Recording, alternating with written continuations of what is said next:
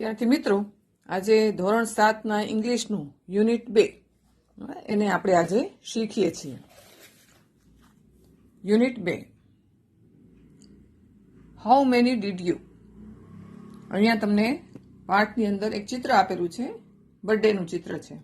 હવે એના કેટલાક પ્રશ્નો જે છે એ હેલ્પલાઇનની અંદર આપેલા છે. ખરા છે કે ખોટા, ચિત્ર જોઈ અને આપણે એનો જવાબ લખવાનો છે. પ્રશ્નો જોતા જઈએ આપણે.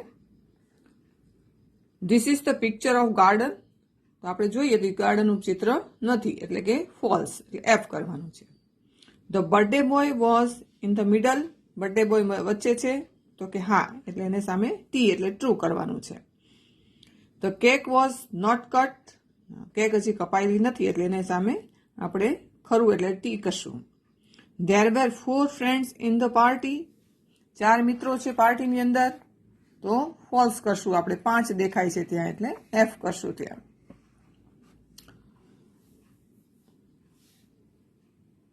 All war the paper caps. બધાએ માથામાં ટોપી પહેરેલી છે, તો હા, બધાએ પહેરેલી છે, એટલે આપણે એને ટ્રુ કરશું, ટી કરશું.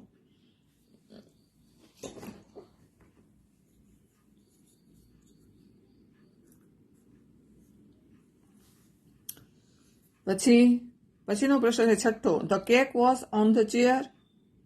ખુરશી ઉપર છે કેક, ના ખોટું છે, એફ કરો ત્યાં. All wear eating the cake. બધા કેક ખાઈ રહ્યા છે, ના હજી કોઈએ ખાધી નથી, કપાણી નથી, એટલે false. The birthday boy's father was present in the party. Birthday બોયના પપ્પા પાર્ટીની અંદર હાજર છે, તો કે ના નથી, એટલે એની આગળ આપણે શું કરશું, એફ કરશું. એટલે આવી રીતે આપણે એક્ટિવિટી 1ની અંદર આપણે પ્રશ્નોના જવાબો જોયા. હવે આપણે જોઈએ activity 1B. Read the passage. A boy was sitting at his table near the window. He was doing his homework. છોકરો જે છે બારી પાસે ટેબલ પાસે બેસી અને એનું કંઈક કામ કરી રહ્યો છે, હોમવર્ક કરી રહ્યો છે. His mother asked, did you take your breakfast. મમ્મી એને કીધું કે તે તારો નાસ્તો કર્યો છે તે. The boy said no. છોકરાએ કીધું કે ના, મેં નથી કર્યો. Mother called him and served his breakfast. એને બોલાવ્યો અને એને બ્રેકફાસ્ટ નાસ્તો જે છે એને આપ્યો. He was about the start his breakfast. એ હજી પોતાનો નાસ્તો કરવાની તૈયારી જ કરી રહ્યો હતો.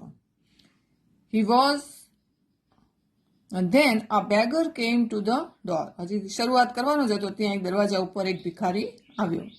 Than a beggar came to the door. He said, please give me something to eat. અને ભિખારી એને કીધું, મને કંઈક થોડુંક ખાવા માટે આપો. The boy looked at the beggar. એ છોકરાએ ભિખારી સામે જોયું. He looked really very poor and hungry. અને એ જે છે એ ખૂબ જ ગરીબ હતો અને કંઈક ભૂખ્યો લાગતો હતો. He gave his breakfast to the beggar. એણે પોતાનું જે નાસ્તો છે એ ભિખારીને આપ્યો. The beggar was very hungry. ભિખારી જે છે ખૂબ જ the beggar was very happy. એ જ્યારે નાસ્તો મળ્યો એટલે જે ભિખારી જે છે ખૂબ જ રાજી થઈ ગયો. This boy was later known as Netaji Subhash Chandra Bose. અને આ જે છોકરો હતો જેણે ભિખારીને નાસ્તો આપી દે, મોટા થઈને કયા નામે જાણીતા થયા, તો નેતાજી સુભાષચંદ્ર બોઝ. હવે આપણે નીચે કેટલાક વિધાનો આપેલા છે, બેની જોડીમાં નીચેના વિધાનોની ચર્ચા કરી. ખરા વિધાનો સામે ખરું અને ખોટા વિધાનો સામે ખોટું કરો. Mother gave Har breakfast to the baker. મમ્મીએ ભિખારીને પોતાનો નાસ્તો આપ્યો. સાચું કે ખોટું? આ વિધાન ખોટું છે, એટલે આપણે એને ખોટું કરશું. The boy was studying. છોકરો ભણી રહ્યો હતો. સાચું ખોટું? સાચું. ખરાઈ નિશાની કરશું. Netaji gave his breakfast to the beggar. Netaji પોતાનો નાસ્તો ભિખારીને આપ્યો. તો હા, એ સાચું છે, એટલે ખરું. The boy did not eat anything. છોકરાએ કાંઈ ખાધું નહીં, તો સાચું છે. The beggar asked for some money. ભિખારીએ પૈસા માંગ્યા, તો સાચું છે કે ખોટું? તો ખોટું છે, એટલે આપણે એને ખોટું કરશું. હવે એક્ટિવિટી 2 માં આપણે શું કરવાનું છે, હું જે શબ્દો બોલું એ તમારે બોલવાના છે. At one blow. a rich reward in our kingdom behind a tree. હવે આપણે અહીંયા શબ્દો આપેલા છે એ આપણે જોતા જઈએ. બેના ઉચ્ચાર એક સરખા છે પણ એના જે અર્થ જે છે એ જુદા જુદા થાય છે. જોઈએ આપણે. બીટ. બીટ એટલે થાય છે કરડવું. BIT બીટ એટલે કરડવું. અને BEAT બીટ એટલે મારવું. SIT સિટ એટલે બેસવું. SEAT સીટ એટલે બેસવાની જગ્યા. DID ડીટ એટલે કર્યું. DEED ડીડ એટલે કાર્ય. HID હિડ એટલે સંતાડ્યું. HEED હિડ એટલે ધ્યાન આપવું. બાજુમાં જોઈએ. LET લેટ એટલે પરવાનગી આપવી.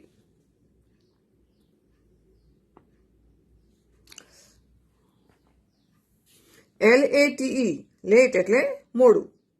GET ગેટ એટલે મળવું. GATE ગેટ એટલે દરવાજો. MET મેટ એટલે મળ્યું.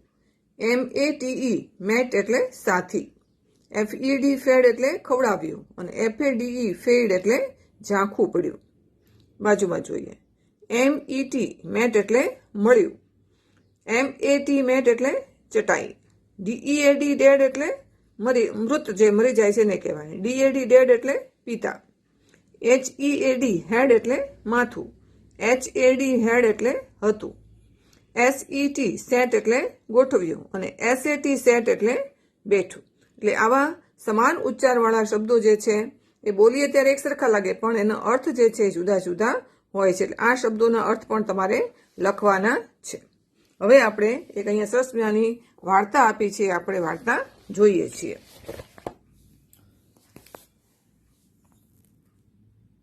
7 at 1 blow. Once upon a time, there was a young boy named Gopal. He liked jalebis very much. One day, he bought some fresh jalebis. He put them in the dish. એક વખતનો સમય એક યુવાન છોકરો, એનું નામ હતું ગોપાલ. એને જલેબી ખૂબ ભાવતી હતી. એક દિવસ તેણે થોડીક જલેબી લીધી અને પોતાની ડીશમાં મૂકી. After A while he so flies buzzing over the jalebis. હવે મીઠાઈ હતી એટલે માખીઓ એના ઉપર બણબણવા લાગી. થોડી વખતમાં માખીઓ એના ઉપર બણબણતી. ગો અવે ડર્ટી ફ્લાઇઝ હી શાઉટેડ. અને રાડ પાડી કે માખીઓ આગી વહી જાઓ. But they didn't. એ ગઈ નહીં. હી કિલ્ડ 7 ફ્લાઇઝ એટ 1 બ્લો. અને એક ઝાટકો માર્યો ત્યાં એણે એ સાથે સાથ જે માખીઓ હતી એને મારી નાખી. હી સેડ ટુ હિમસેલ્ફ. અને પોતાની જાતે કીધું, વાવ 7 at 1 બ્લો. એક સાથે મેં 7 ને મારી.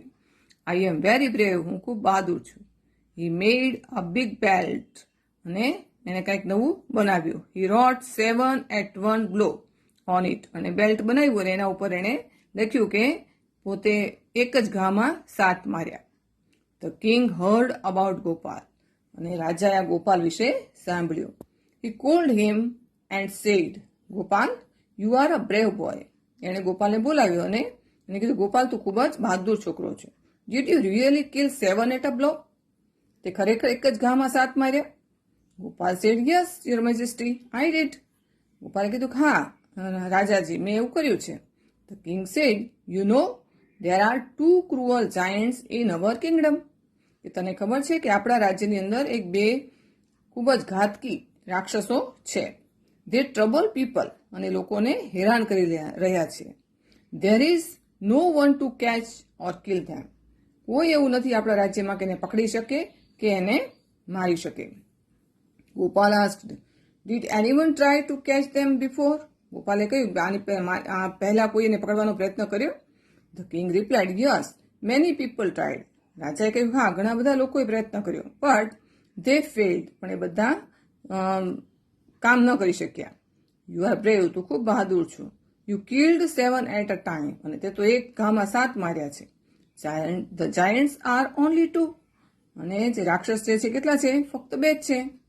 Kill them and I will give you a rich award. એને તું મારી નાખ તો હું તને ખૂબ અઢળક ઇનામ આપીશ. Gopal knew he was not able to catch or kill giants. ગોપાલને ખબર હતી કે પોતે એ રાક્ષસોને પકડી પણ નથી શકવાનો અને મારી શકવાનો નથી. But the king and the people had high hopes from him. રાજા અને લોકો એના ઉપર ખૂબ જ આશા રાખી રહ્યા હતા. હી thought for a long time. એને ઘણા લાંબા સમય સુધી વિચાર્યું. then he went out to search of giants. અને પછી એ રાક્ષસોને ગોતવા માટે નીકળ્યો. he wanted here and there.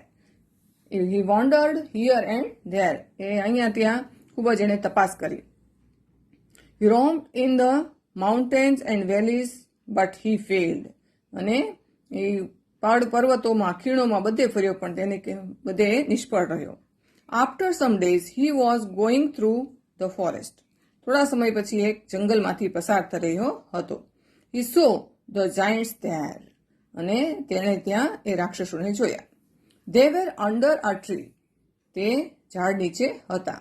Gopal was scared.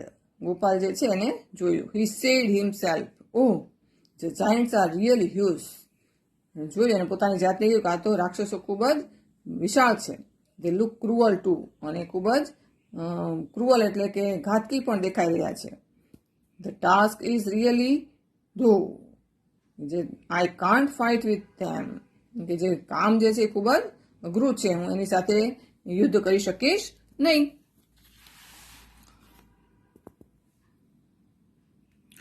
He thought for a while.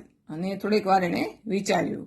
I will try. લા હું પ્રયત્ન કરું. He said to himself. અને પોતાની જાતને એણે કહ્યું. He threw some stones at them and hid himself behind a tree. એને કેટલાક પથ્થરા લીધા અને એના ઉપર ફેંક્યા અને પોતાની જાતને એણે ઝાડની પાછળ સંતાડી લીધી. One giant got up and asked the other. એક રાક્ષસ જે ઊભો થયો અને બીજાને કહ્યું, did you throw stones to me at me. તે મારા ઉપર પથ્થરા ફેંક્યા. The other replied no I didn't. બીજાએ કીધું કે ના મેં એવું કર્યું નથી. You did it he shouted. અને બીજા ઊભો થઈને બોલતો તેણે કીધું કે તે આવું કર્યું જ છે. રાડ પાડી. Why did you throw stones at me. શા માટે તે મારા ઉપર પથ્થર ફેંક્યા. The first giant replied I did not go anything. I did not do anything. પેલા જો બોલાએ કીધું સુતેલા પેલા રાક્ષસે કહ્યું કે મેં એવું કાંઈ કર્યું નથી. You threw the stones at me. They began to fight. મેં કીધું ના તે મારા ઉપર ફેંક્યા છે ને બંને બાંધવા લાગ્યા. The fought fiercely and killed each other. અને યુદ્ધ જે છે ખૂબ જ ભયંકર થયું અને બંને એકબીજાને મારી નાખ્યા. એટલે આવી રીતે યુક્તિપૂર્વક ગોપાલભાઈએ 2 રાક્ષસોને મારી નાખ્યા. એટલે at a one flow 7 at one blow જે એને માખી મારી હતી એના બદલે એણે યુક્તિપૂર્વક 2 રાક્ષસોને પણ મારી અને લોકોને પણ ભયમુક્ત કર્યા. હવે અહીંયા આપણને ક્વેશ્ચન આપ્યા છે એ જોઈએ. Answer the following question. What did Gopal like to it. એ છે જલેબી, બરફી, કાજુ કતરી, અડદિયો.